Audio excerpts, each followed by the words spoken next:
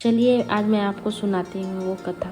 हिंदू धर्म में पितृपक्ष का समय अपने पूर्वजों को श्रद्धांजलि अर्पित करने और उनका आशीर्वाद पाने का इसकी शुरुआत भाद्रपद मास की पूर्णिमा से होती है और यह अश्विनी मास की अमावस्या तक चलता है। जब महाभारत के महान योद्धा कर्ण का निधन हुआ तो उनकी आत्मा स्वर्ग लोक पहुंची। वहाँ उन्होंने खूब सारा सोना और हीरे जवाहरात दिए गए, लेकिन उन्हें भोजन के लिए कुछ भी नहीं दिया गया। भूख से व्याकुल होकर कर्ण ने देवराज इंद्र से पूछा कि उन्हें भोजन क्यों नहीं दिया जा रहा है।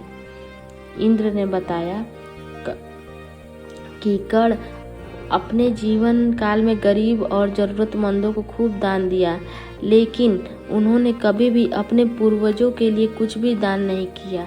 इसलिए स्वर्ग में उन्हें केवल उन्हीं वस्तुएं मिल रही है जो उन्होंने दान में की थी, यानी सोना और गहने। यह सुनकर कर्ण को बहुत दुख हुआ। उन्होंने बताया कि उन्हें अपने पूर्वजों के बारे में कोई जानकारी नहीं थी, इसलिए वह उनके लिए कुछ दान नहीं कर पाए।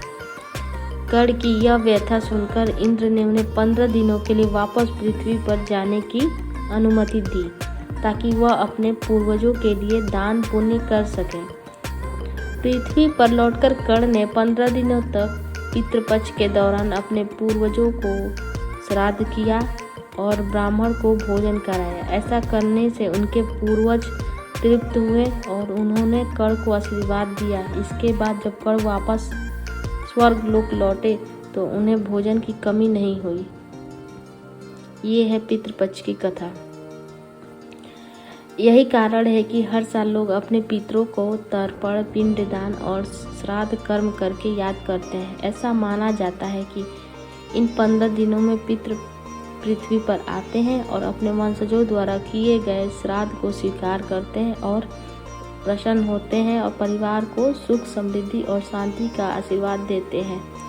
पितृपक्ष में हमें यह भी याद दिलाता है कि हमें अपने पूर्वजों को सम्मान करना चाहिए और उनके प्रति कृतज्ञता व्यक्त करनी चाहिए।